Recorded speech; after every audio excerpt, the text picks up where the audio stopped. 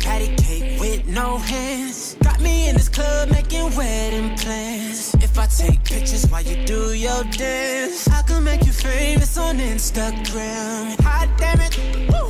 Your booty like 2 planets, woo. Go ahead and go ham sandwich, woo. Whoa, I can't stand it, 'cause you know what to do with that big fat butt.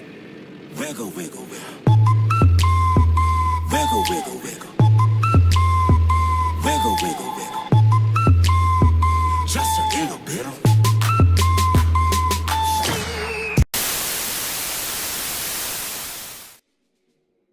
Say hello to the Fat Panzer.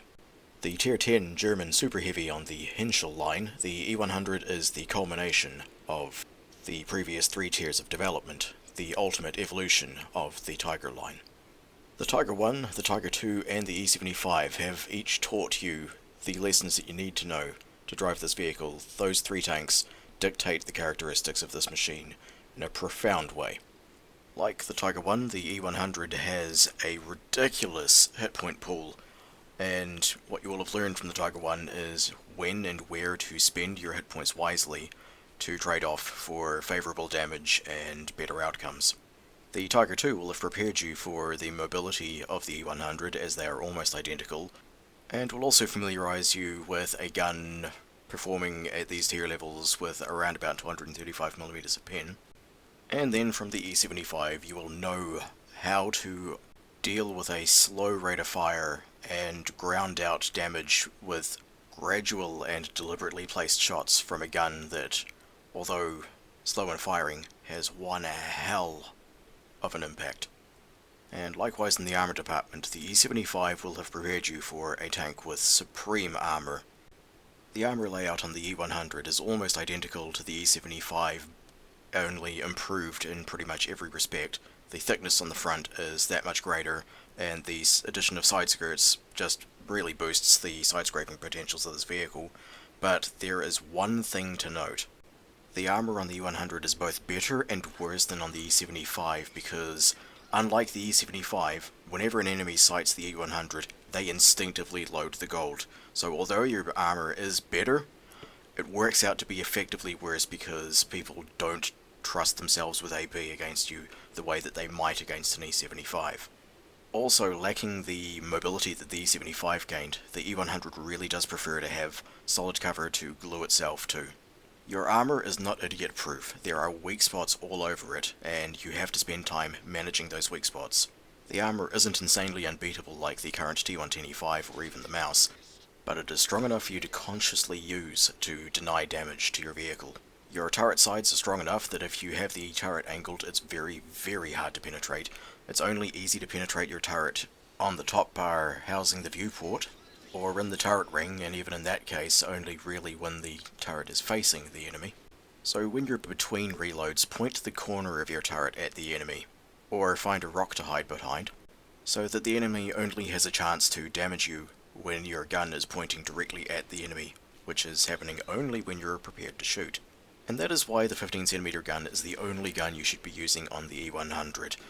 The 750 alpha damage of that gun means that despite the longer reload than on the 128, you are going to trade shot for shot a hell of a lot better. In fact, that longer reload is a secret blessing for this gun.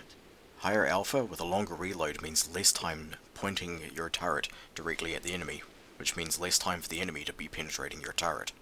And because there's only 3 vehicles in the game other than artillery that trades shot for shot better than the E100, you are always going to be coming out more favourably if you end up taking 1 shot for every one that you deliver. So pay particular mind to the vehicles that you are shooting at. If you can keep it so that you're roughly facing off against only 1 enemy vehicle, so that only 1 in front of you has a chance of penetrating you every time that you point your gun and pull the trigger, you're going to be coming off a lot better. You've got the hit points to take the damage, and you've got the alpha to really make them regret taking the time to shoot you. Because of this, the E100 really loves vertical cover. Not only does it allow you to side-scrape, thereby protecting the weak lower glacis on the E100, it has a tendency of funneling the enemy so that you can expose yourself to a far more limited number each time you pop out to pull a shot. and anything that allows you to get some crowd control going is an advantage you have to take. Not to mention the fact that with a gun this large, the E100 really benefits from short-range engagements, as it makes it so much easier for you to place those shots where they need to be. You'll note that I have not used a single heat round this entire game. All the damage that I've done has been through careful aiming, picking out weak spots and punching through them. You don't need to spend your way to victory. You can actually try aiming. It's a handy skill to acquire. Now, this isn't to say that the E100 desperately needs to spend the entire game glued to hard cover. Sure, it's handy for covering those pesky weak spots. Sure, it's great for helping you sit through the reload cycle with complete safety. And yes, the prevention of artillery strikes is a godsend. But the E100 isn't entirely terrible in the open field, it has to be said. When this agoraphobic super heavy is taken out of its comfort zone and plonked down in the open field, there are ways to mitigate the damage. For one thing, it's a lot harder to single out weak spots at range, and for another, penetration drops off dramatically at long distances. This can actually save your ass. And the damage you deal in return? This is the situation where the heat shells really come in handy. They do not lose penetration at all at range, and yours is incredibly massive. Over 300mm of penetration.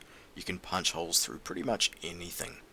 Just go for the center of mass, pull the trigger, hope the shot flies true, and if it lands, they're gonna feel it.